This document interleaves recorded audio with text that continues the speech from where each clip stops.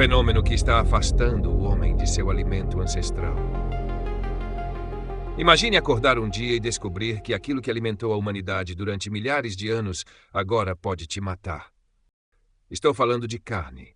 Sim, carne vermelha. Um simples carrapato pode desencadear uma reação imunológica conhecida como síndrome alfa-gal, capaz de tornar uma pessoa alérgica à carne de mamíferos.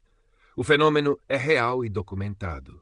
Mas a pergunta que quase ninguém faz é: por que justamente agora surgem cada vez mais narrativas, doenças, campanhas e tecnologias que parecem apontar para a mesma direção, afastar o ser humano daquilo que sempre foi um dos pilares da sua alimentação?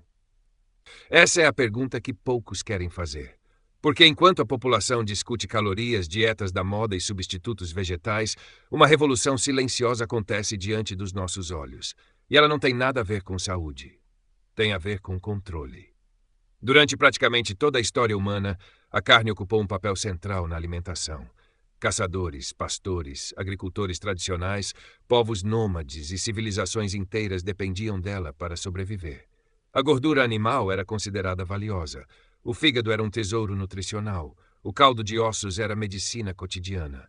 A medula óssea era vista como alimento de força e recuperação. A alimentação ancestral era baseada em alimentos reais, densos nutricionalmente e reconhecidos pelo corpo humano. De um lado, vemos campanhas insistindo que a carne é um problema ambiental.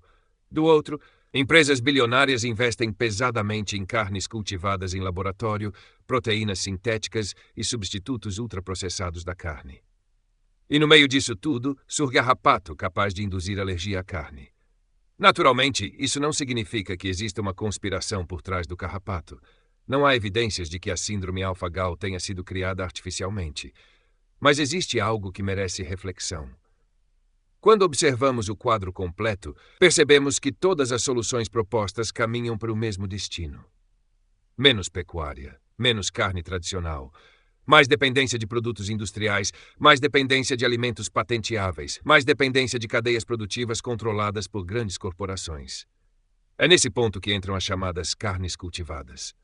A promessa parece perfeita, sem abate, menor impacto ambiental, produção em larga escala. Mas toda promessa precisa ser analisada além do marketing. O consumidor comum raramente vê os bastidores.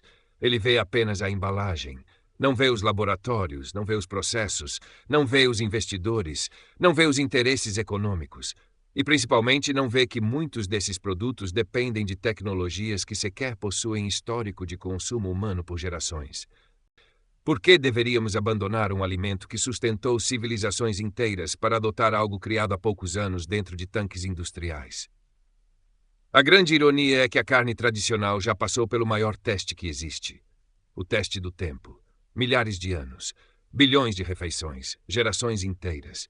Nenhum laboratório consegue competir com esse histórico. Enquanto isso, a carne cultivada é apresentada como inevitável, como se não existisse alternativa, como se o futuro já estivesse decidido, como se questionar fosse um ato de ignorância. Mas questionar não é ignorância, é prudência, principalmente quando bilhões de dólares estão envolvidos. O caso do carrapato alfa-gal revela algo muito maior do que uma simples alergia. Ele mostra o quanto nossa relação com a comida pode ser alterada.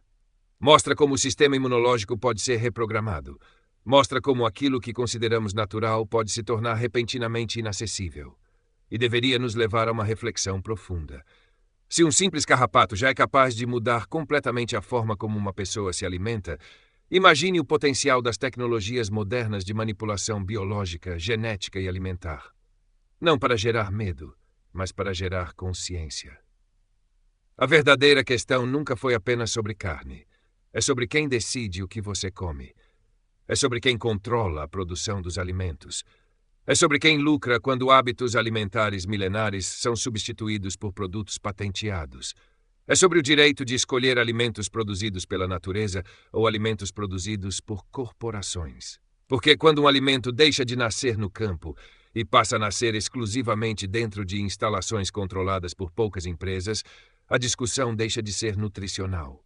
Ela se torna econômica, política, estratégica. O carrapato pode ser apenas um fenômeno biológico, mas a reação da indústria diante desse cenário revela algo importante. Sempre que surge um problema, existe alguém pronto para vender uma solução. E quando a solução gera mais lucro do que o problema, vale a pena perguntar: quem realmente está sendo beneficiado? E talvez essa seja a pergunta mais importante de todas. Porque a história mostra que muitas vezes o futuro da alimentação não é definido pela ciência. É definido pelos interesses de quem financia a ciência.